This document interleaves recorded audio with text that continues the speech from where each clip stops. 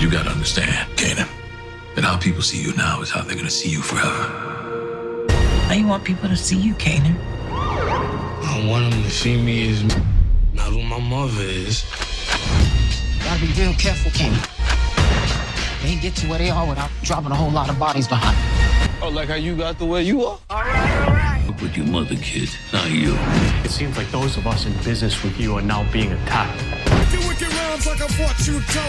It's one thing not to be able to trust my son. I can almost live with that. But I have to be able to trust my business partners. It's all about who you know. Just think I'm dead. I ain't never been more alive. Thank your lucky stars you got a mother who loves you. Beware of the hand when it's coming from the left. I ain't tripping. Just watch your step. If you want people to see you as you, you gotta let them know who you are. Famous last words.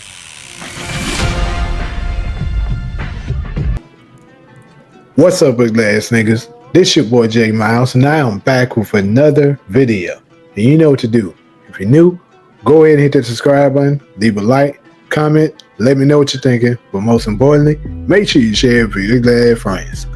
On today's video, we will be covering Power Book 3, Raising Kanan, and this one right here is titled Unique Survival Revealed, episodes 6 through 10 explained. Now, basically in this particular video, I will be giving you guys my insight on how Unique survived, like exactly how it happened in my eyes, and also reveal what was taking place during episodes 6 through 10, because there's a lot of things that need to be explained judging by what the exclusive clips that we've been receiving so far and the aftermath of what we got at the end of season 3. So I will be covering and explaining how all of it went down and more in this particular video. So without further ado, let's go ahead and get into this video. Now, we start things off, of course, this is in episode 5 when, of course, Unique came to confront Ronnie about him running his mouth to Vanessa, and it led to a fight. Of course, Unique ended up winning the fight, which led to Ronnie giving him a cheap shot, hitting his ass side of the head with a pole, pipe, or whatever, and beat the brace off him with it. And right after that, he beat the brace off him and left him for dead inside of the woods. Of course, he dumped his body in, right? So, but of course, we got a lot of exclusive clips that let us know a little bit more information that your boy Neek is some kind of way was inside of people are saying a phone booth, and it could be that, but it doesn't. To me, I don't think it is. I'm still gonna say it. I don't think it's a phone booth. It might be, but even if it is, some kind of way Neek was able to seek help, and that help had to have come from either one between two people. It's either he got that help from Early Tyler, he made a call to Early Tyler, or the mob found him. Either way, some kind of way it led to the mob. I'll say this. So even if he called Early Tyler could have connections to the mob, because keep in mind that in season 1, Marvin mentioned that Early Tyler is opening up in his exotic fish business or something like that. We know that your boy Stefano also has that. So who's to say that, that Early Tyler didn't have ties with the mob? Now, of course, with Neek not probably wanting to lay low, he probably wouldn't want it to mention by Stefano. But keep this in mind. Sal, before he passed away, Sal bought some fish and stuff from Stefano. Remember, because he told him to buy some, it's the least you can do, right? So who's to say that he didn't have a fish business as well? And that's how, that's could be who Early Tyler was working with as well. I don't really know, but either way, the reason why I'm bringing it in because we get a new crime boss, and I believe this doctor here is the crime boss Phil Russo's doctor, because this is obviously not a normal doctor that you would get by going to the hospital. Nick didn't go to a hospital. He was aided by a private doctor, which all mobsters tend to do. So what other private doctor could Nick possibly have that can that can nurse him back to good health? We already seen the exclusive clip that he was with Early Tyler, so I think it's safe to believe that Early Tyler had to have his hands on it, and I believe that's who this doctor was talking to when he was saying he may not come back the same. He may be a little different or something like that. Now, we also seen in another exclusive clip that he will be working with the mobster Phil Russo, so telling him he can't be just dropping bodies, but that's not really important. The only part that's really important is to let you know that he had ties with them in some kind of way. So there's the connection to how he got the doctor. So we know it was it was a combination, more than likely, of Early Tyler and this mobster Phil Russo. Now, later, after the doctors were done operating on Nick and stitched him up, he went to Early Tyler's house. We seen that from the exclusive clip already. So he went to Early Tyler's spot to, get back to good health. And of course, in this same exclusive clip, he said, Early, let me get one of them cars so I can go talk, tell Vanessa and Jerome he's still alive. So there's your confirmation that Vanessa had nothing to do with any of this. We also know this because Vanessa showed up at Rock's house in episode 6. So now we're at episode 6. I think all of the events that I would just explained was right after episode 5. You know what I'm saying? During those 2 weeks that Vanessa was saying Nick has been missing, because she did confirm during this scene here that Nick had been missing for 2 weeks, right? And of course, right after that, Rock was able to restrain Vanessa, take the gun from her, and they sat down and had a talk. And she let her know that, she didn't do anything to Nick. And a lot of us, I seen a couple of theories that was floating around then. I didn't quite believe it, and now I know for a fact that this isn't true, that Vanessa, was the one that helped him, and that, she just was kind of laying low, just went over to see what Rock may potentially know, like Nick sent her over there. I was like, that don't even make sense to me. Like, he wouldn't send nobody as soft as Vanessa to somebody as hard as Rock to do that. So that didn't make sense to me, and now we have confirmation that that's not true. But anyways, a little later, I would say this is probably after the 2 weeks, of course, as well. Once Nick was strong enough to actually walk around and do things a little bit on his own, he puts the gun on Early Tyler. And I think he's been watching Rock during this particular time. He's been scoping her out, watching her moves, seeing exactly what's going on. Also, he was told more information about her as well. And of course, as you can see, Early Tyler ain't talking like he was then. We seen in the exclusive clip, he kind of getting some act right. He was like, nah, hey man, this might here. He might pop me. So, he know that Neek means business, the mind Neek. But anyways, next, this comes from episode 7 here, people. Now, I want to point something out. During this particular time, because we were just in episode 6 time range. Now we're in episode 7. Vanessa during this particular time knows that Neek is alive. I believe Neek has reached out to her since then and let her know. That's the reason why you see Vanessa with these bags of groceries and look like she's going to possibly deliver it. I believe she was still taking care of Neek because, Neek might be moving around, but he still needs somebody to look after him because, man, he's dirt shit crazy and he's still not quite 100%. And I believe, like, during this particular time, because you also can tell how nervous she was looking once Ronnie walked up on her. I mean, of course, Ronnie ignorant as hell, so that's one reason why you would be nervous. You're like, the mind ignorant as hell, he might do something to me. And he already had shoved her, remember? And then he over there talking about you gotta be careful out here, Vanessa. I don't want nothing to happen to you. You all the wrong guy. Man, she was like, man, get your wiggle ass out.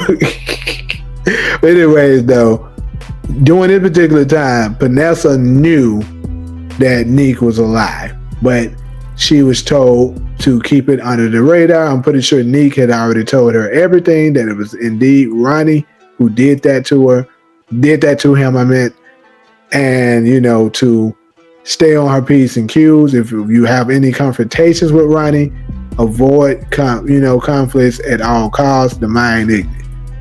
But anyways, next, what I want to point out, I believe during this particular time, Neek, when he first was, conscious, he had nothing against Rock. He wasn't suspicious that she was, he wasn't suspicious that she was the one behind what happened to him. It wasn't he didn't think that possibly Rock set him up. But it wasn't until this scene, which is taking place, moving into episode 8 now.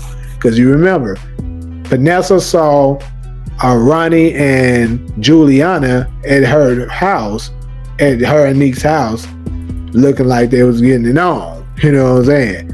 And she told Rock about that, right?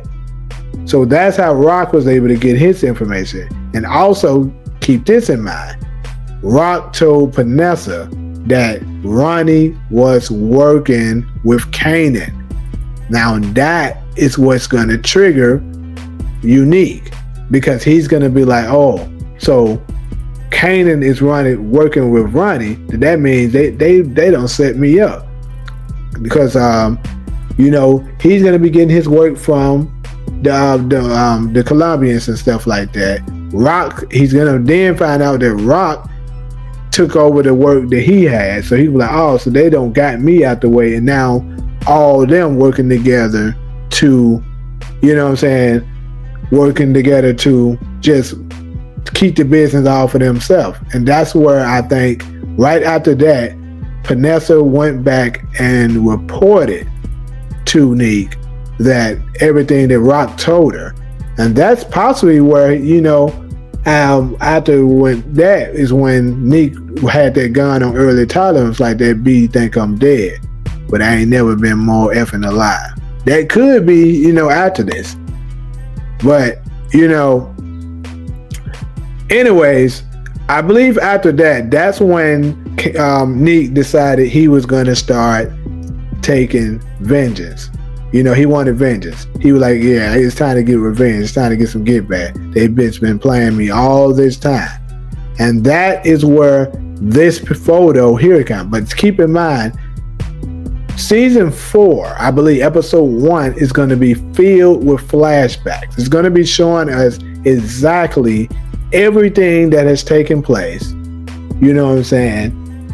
That has taken place up into the events from episode 6 through 10. Basically doing Unique's recovery. They're going to be showing us what Neek was doing during that particular time. And this right here is absolutely a flashback. I said that from the beginning, and now we have more confirmation that this comes from season 4. I mean, that this is going to be in season 4, but it's a flashback from what has happened in season 3. How do we know this? We know this because Crystal is wearing this exact same jacket. And this is what, episode 8. No, this is 8. Episode 8. So now we're in episode 8, people. Episode 8, of course, Kanan and Crystal ended up hooking up, right? And more confirmation to let you know that indeed that was the same thing. Hold on.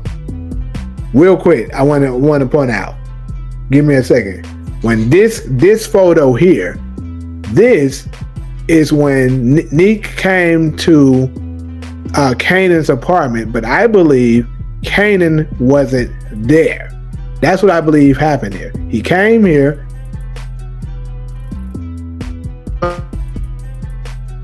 A second. Young, I believe, potentially young Ghost. This could be young Ghost.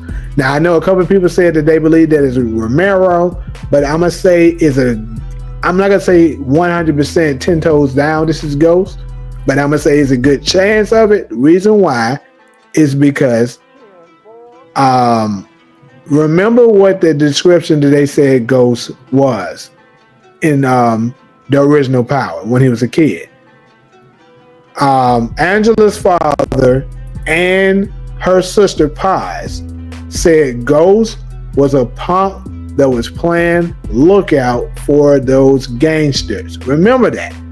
So I believe this is Ghost. He was holding down the fort for Kanan while he was gone. And I'm going to tell you why. Now let's go back here. Because remember, hold on. Damn, my bad. Here. I think right here, he came, Neek showed up looking for Kanan because he was coming to get, I think he was going to take Kanan out potentially. But of course, Kanan wasn't there. So since he wasn't there, Neek may have just, roughed the little kid up a little bit and possibly took, maybe even robbed Kanan here. But then he dipped. But they didn't show us this. And when Kanan came back, he noticed that, the kid had been roughed up. Some stuff was missing. But anyways, here's more proof that absolutely this was all in that same day. You can see this jacket here. This is Crystal's jacket right here. That's the same jacket. And of course, this here, Miss Walsh, who was the social worker that kind of, was looking out for Kanan, because Kanan's supposed to have been living with Rock. She came to see him, and I believe after that, she made him leave. And I think since she was in place, and he had to spend time living with Rock and while still trying to go to his place, he had somebody there, one of his carriers there to, maybe potentially run his business and stuff. And who else is better than potentially Ghost? Ghost was smart as hell. He obviously could handle the business side of it. And, he wasn't no punk. Even though he is a kid, he probably could hold it down. But yeah, also I wanted to throw this up in there. I shared this before. This is something that Joey Badass shared, and he pretty much says, I think Unique feels a way about not being the one to kill Ronnie, but being gone so long, he may have created his own vision of events. Seeing Kanan and Ronnie working together made him think he was set up. So now he's out for revenge on everyone. That is a quote from Joey Badass, the same guy who plays Unique. Now, why was that important? I wanted to put that out there because I wanted you to know why, to just show you a little more proof that he's going to be seeking vengeance on, Rock, Kanan, and the reason why. Like I told y'all, with the CTE that's going to be going on, it's possible that he don't even remember that it was Ronnie who attacked him. He may be seeing events differently from how it actually happened, right? So, I also think, you see this here, that's the same kid. And it looks like he was wearing the same, the same clothing from here, right? So if that is the case, hold on, let me go back and look at something else. So as you can see here, we can't quite see what Kanan, I don't know, I don't think they showed us what shirt Kanan had on, but indeed, this looks like the same jacket, right? So if that is the case, that could all be that same day. It could be the same day, right? So if it is the same day, this is when Kanan came back and the little kid's telling him what happened, and he's like, you need to give me some information on who that guy was that came in here and did that. So little Ghost go and do his thing and find out something, and then Kanan goes out to he gets an address and he finds out, where to go, and he goes out to meet the guy, and he finds out that the guy is none other than Unique. And that's why he has this shocked look right here. He's like, what? Damn, I thought you was dead. And then right here, this is when stuff is going to really start getting good. Right here, I believe it's possible that Unique told Kanan that it was his mother, Rock, who did that to him. Right? It was he's going to say that it was none other than Rock who bruised him, had the Italians attack him, bruise him up, burnt him or whatever. That's the reason why his face all messed up and stuff like that. Told him a good story. And that is why here, now we're in episode 9, people. Remember, episode 9, right after Juke's performance, Kanan had a conversation with both Rock and Marvin, right? And then Rock was having a conversation with Kanan, and she was telling him that, he don't need to be hanging her out with Ronnie because he don't see the world the way normal people do. And she said that Kanan said he trusts him more than he trusts her. And she said he killed his own brother. And Kanan replied, I heard it was you who put down Neek. Got the Italians to burn him while you take him for his work. That's where he got that from, because it was Neek who told him. That's where he got it from. Neek told him that. And I initially, when I first saw this, I thought, okay, maybe Ronnie just told him that story. But no, I'm starting to think Neek told him that, because Neek has been working in the shadows. Neek is using the same tactic that Slim, aka Kanan, was using on Tariq. That's the reason why Kanan loved Tariq so much, because he reminded him just of his younger self. Now, of course, obviously, Neek must have done this first, aka Breeze must have done it first because he came before Slim, but we just saw Slim first. But either way, like I said, he told him something, and he's basically planting seeds in Kanan to eventually get him to turn completely on Rock. He's using it. This is the same move that we seen Kanan do when he first came out. He started attacking the organization from the inside, right? And then nobody, of course, Ghost and Tommy had no idea who was responsible for it. And then later on, after he had his brawl with Ghost, what did he do? He came back as Slim and infiltrated himself in Ghost's life through his son, Tariq. So that is what Neek is doing with Kanan. And I believe just like Kanan was planning on doing once he revealed himself, he was planning on Ghost being already dead, and then he was going to learn how the business working through Tommy, and then, like as he said, clip his cracker ass and run the whole shit. That's what Kanan was planning to do. So I think Neek had a very similar approach. He was going to do that with Kanan and Ronnie, because he saw Ronnie and Kanan already had a business. So he was going to use Kanan to find out how everything worked, then have Kanan take out Ronnie like he did, and then clip Kanan and run the whole thing. But he was also, of course, he would have had to take out Rock.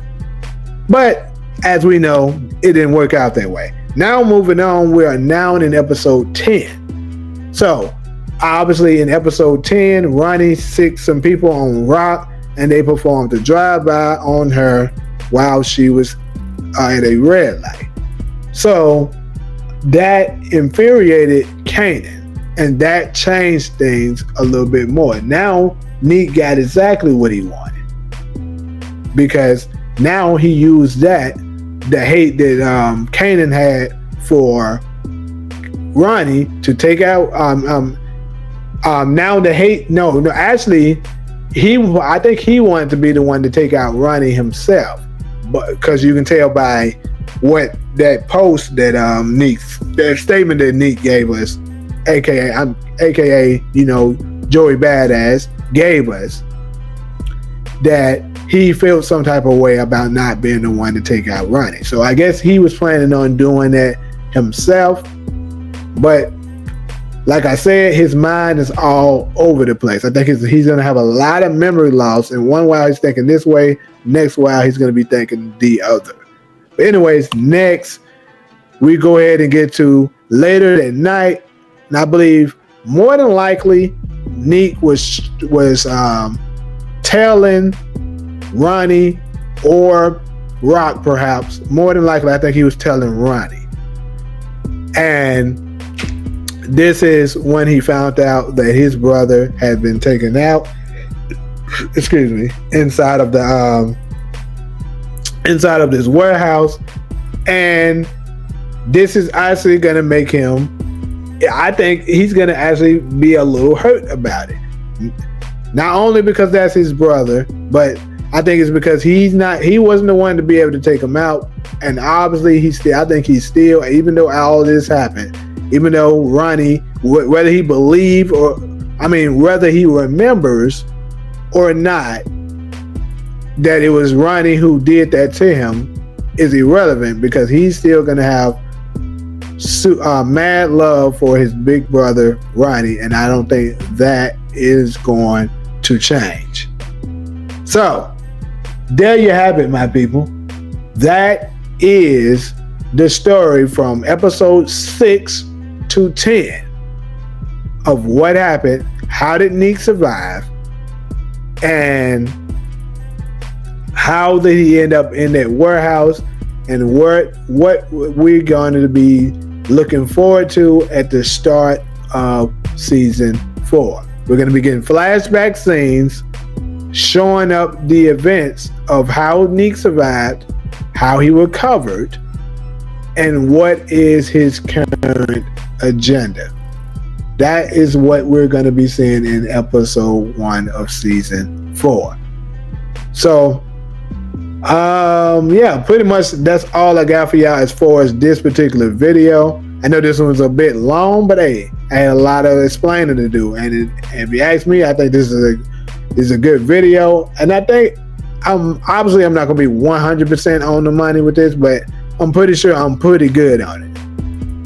I probably got like at least 70% of this right.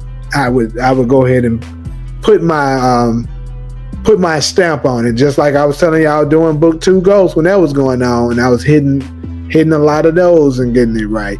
I believe I'm probably 70% right of what happened, how Neek got here, and how we got here, and what to expect in episode 1. But yeah, so pretty much, like I said, like usual, if you're cool with me, go ahead and hit that subscribe button. Leave a like, comment, let me know what you're thinking. But most importantly, make sure you share it with your friends. But until the next video, I'm out.